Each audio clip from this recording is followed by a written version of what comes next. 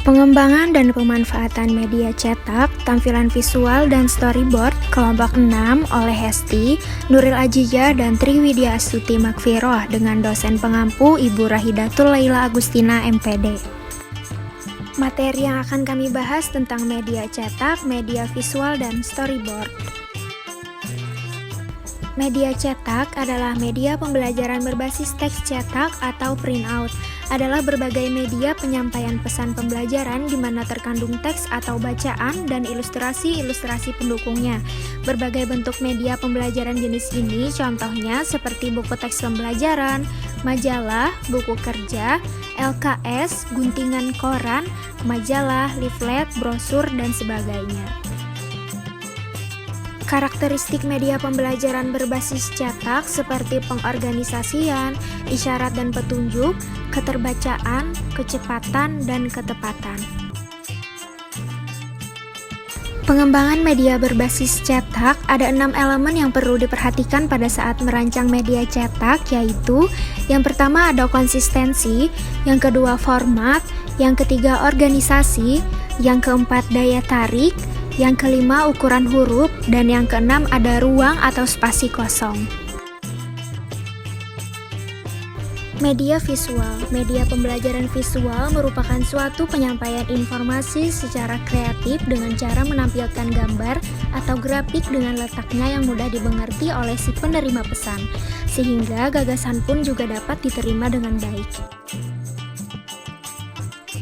Macam-macam media visual, media yang tidak terproyeksi contohnya seperti gambar, sketsa, diagram, bagan, dan grafik.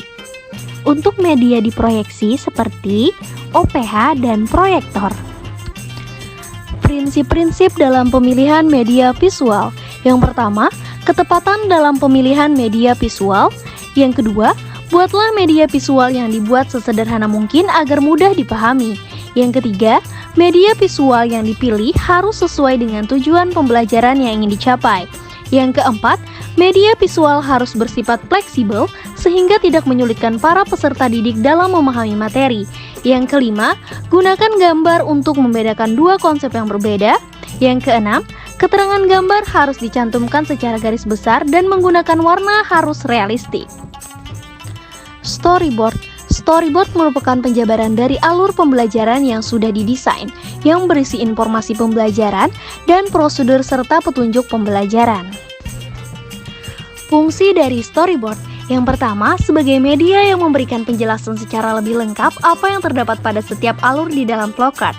Yang kedua, sebagai pedoman bagi programmer atau animator dalam merealisasikan rencana program ke dalam bentuk bahasa program dan animasi. Yang ketiga, sebagai pedoman bagi pengisi suara atau narator dan teknisi rekaman dalam merekam suara untuk kebutuhan naskah. Yang keempat, sebagai dokumen tertulis, dan yang kelima, sebagai bahan dalam pembuatan manual book. Tahap pengembangan storyboard. Yang pertama, memilih media yang paling cocok digunakan untuk dibuat template storyboard. Yang kedua, membuat daftar kronologi cerita atau timeline. Yang ketiga, tentukan jalan cerita secara terperinci. Yang keempat, isi deskripsi pada setiap kolom storyboard. Yang kelima, buat dan desain sketsa gambar atau adegan film. Yang keenam, tampakkan informasi dan deskripsi penting. Dan yang ketujuh, berikan sentuhan akhir dan selesaikan storyboard. Kesimpulan, media pembelajaran berbasis teks cetak atau printout adalah berbagai media penyampaian pesan pembelajaran di mana yang di dalamnya terkandung teks bacaan dan ilustrasi-ilustrasi pendukungnya.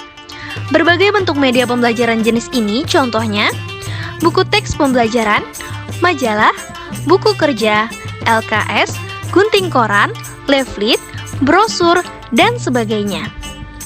Media pembelajaran visual merupakan suatu penyampaian informasi secara kreatif dengan cara menampilkan gambar atau grafik dengan letak yang mudah dimengerti oleh si penerima pesan, sehingga gagasan pun juga dapat diterima dengan baik.